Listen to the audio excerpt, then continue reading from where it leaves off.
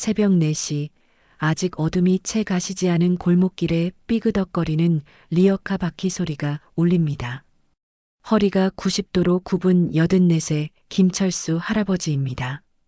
영하 10도의 강추위에도 할아버지의 옷차림은 허름하기 짝이 없습니다. 누덕누덕 기운 점퍼, 그리고 발가락이 삐져나온 구멍난 양말.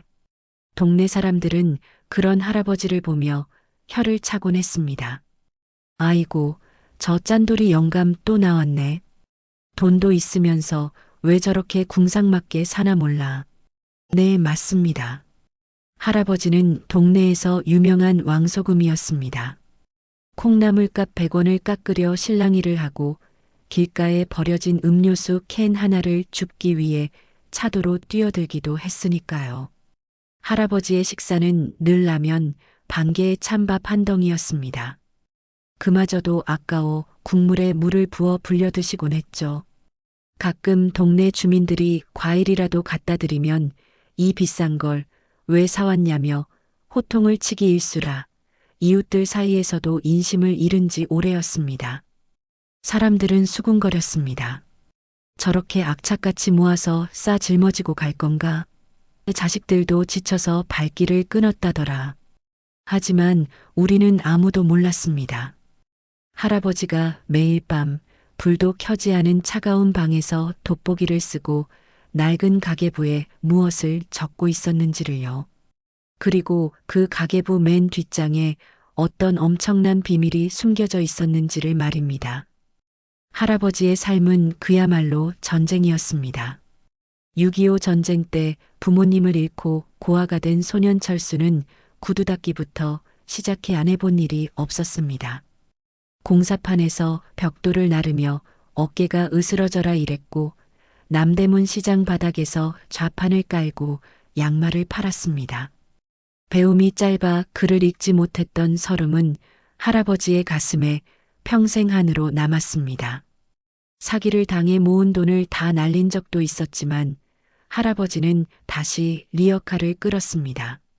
나는 못 입고 못 먹어도 돈이 없어서 공부 못하는 아이들은 없게 하겠다. 그것이 할아버지가 이 모진 세상을 버텨낸 유일한 목표이자 희망이었습니다. 리어카 하나에 폐지를 가득 채우면 손에 쥐는 돈은 고작 3,000원 남짓. 그 돈을 벌기 위해 할아버지는 하루 종일 동네를 돌았습니다. 남들이 버린 박스를 줍고 신문 뭉치를 어깨에 짊어졌습니다. 허리가 끊어질 듯 아파도 병원비가 아까워 파스 한 장으로 버텼습니다. 어느 날 단골 은행 창구 직원이 할아버지에게 물었습니다. 어르신, 이제 좀 편하게 쓰시면서 사세요. 이 정도면 충분하잖아요. 하지만 할아버지는 고개를 저으며 꼬깃꼬깃한 1,000원짜리 지폐 뭉치를 내밀었습니다. 아니야, 아직 멀었어. 10억을 채워야 해. 딱 10억? 직원은 그저 노인의 욕심이라 생각했습니다. 그 돈이 어디에 쓰일지 상상조차 하지 못한 채 말이죠. 그러던 지난달 할아버지의 리어카가 며칠째 보이지 않았습니다. 걱정된 이웃들이 집을 찾아갔을 때 할아버지는 이미 차가운 방에서 홀로 세상을 떠나신 뒤였습니다. 방 안에는 뜯지 않은 라면 봉지와 주인을 잃은 낡은 점퍼만이 덩그러니 놓여 있었습니다. 장례를 치러줄 가족도 없어 무용고자로 처리될 뻔했던 그때 양복을 입은 낯선 사람들이 장례식장을 찾아왔습니다. 바로 할아버지가 평생 거래했던 은행의 지점장과 대학교 관계자들이었습니다. 그리고 그들이 공개한 할아버지의 유언장은 대한민국을 울음바다로 만들었습니다. 내전 재산 10억 원을 가정 형편이 어려운 학생들을 위한 장학금으로 기부합니다. 나는 배우지 못해 평생을 그림자처럼 살았지만 어린 학생들은 돈 걱정 없이 공부해서 이 나라의 빛이 되어주길 바랍니다. 유언장과 함께 발견된 낡은 노트에는 삐뚤빼뚤한 글씨로 이렇게 적혀 있었습니다. 오늘 폐지판 돈 3,500원 저축. 라면값 500원 지출. 목표까지 150만 원 남음. 할아버지는 10억이라는 목표를 채우기 위해 세상을 떠나는 그 순간까지 자신을 위해 단돈 10,000원도 쓰지 않으셨던 겁니다. 여러분, 10억 원. 요즘 서울 아파트 전셋값도 안 되는 돈이라 할 수도 있습니다. 하지만 할아버지의 10억은 다릅니다. 그것은 100원짜리 동전 1,000만 개가 모인 돈이고 남들이 더럽다고 피하는 쓰레기 더미 속에서 피어난 땀방울이며 먹고 싶은 것 입고 싶은 것을 참아내며 깎아내린 할아버지의 생명 그 자체입니다. 장례식장에 뒤늦게 달려온 동네 사람들은 영정 사진 앞에서 통곡했습니다. 영감님, 우리가 몰라봬서 죄송해요. 짠돌이라고 욕해서 정말 죄송해요. 할아버지의 영정 사진 속 얼굴은 마치 그 모든 것을 다 안다는 듯 편안하게 웃고 계셨습니다. 은행 직원은 눈시울을 붉히며 말했습니다. 할아버지가 입금하러 오시는 날이면 돈에서 냄새가 난다며 코를 막는 손님들도 있었습니다. 하지만 저에게는 세상 그 어떤 돈보다 향기로운 돈이었습니다. 할아버지는 그 돈을 입금하고 통장에 찍힌 숫자를 볼 때만 유일하게 아이처럼 웃으셨거든요.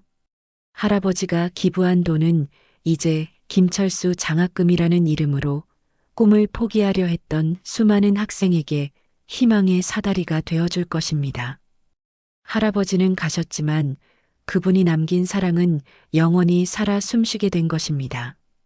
우리는 흔히 돈이 많아야 부자라고 생각합니다. 하지만 김철수 할아버지의 삶을 보며 진짜 부자가 무엇인지 다시 생각하게 됩니다. 가진 것을 움켜쥐는 사람이 아니라 가진 것을 기꺼이 나눌 줄 아는 사람. 비록 구멍난 양말을 신었을지언정 할아버지의 마음만큼은 세상 그 누구보다 풍요롭고 따뜻했습니다. 지금 여러분의 지갑 속에 있는 10,000원과 할아버지가 폐지를 주워 번 10,000원의 무게는 과연 같을까요?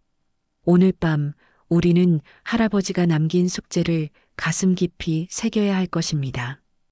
이제 할아버지는 더 이상 추운 골목길을 헤매지 않으셔도 됩니다. 배고픔도 사람들의 따가운 시선도 없는 그곳에서 부디 따뜻한 밥 한 끼 배불리 드시고 편안하게 쉬셨으면 좋겠습니다. 하늘나라에서는 못다한 공부도 마음껏 하시고 좋아하시던 사과도 실컷 드세요. 할아버지, 당신은 우리 시대의 진정한 영웅이자 참된 어른이십니다. 당신이 보여주신 위대한 사랑, 결코 잊지 않겠습니다. 나눔은 돈이 남아서 하는 게 아니라 마음을 나누는 것이다. 할아버지의 노트 귀퉁이에 적혀 있던 마지막 메모입니다. 이 영상을 보시는 여러분도 오늘 주변의 소중한 사람들에게 따뜻한 마음을 나눠보는 건 어떨까요? 거창한 기부가 아니어도 좋습니다. 따뜻한 말 한마디, 작은 배려 하나가 누군가에게는 10억보다 더 큰 힘이 될 수 있습니다. 김철수 할아버지의 따뜻한 마음이 여러분에게도 전해졌기를 바랍니다.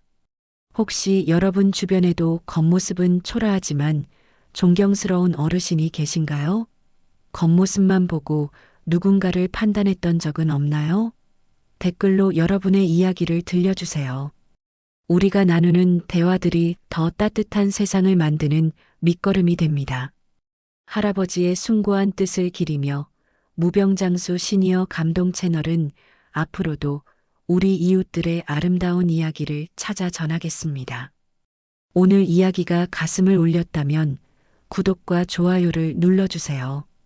여러분의 작은 관심이 모여 제2, 제3의 김철수 할아버지를 세상에 알리는 큰 힘이 됩니다.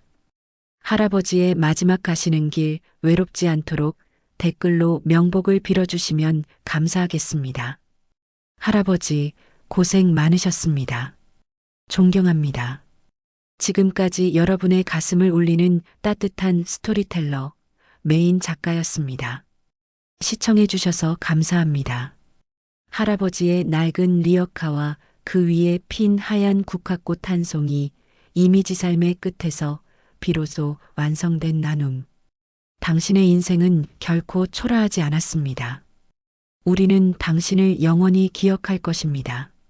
고 김철수 할아버지의 명복을 빕니다.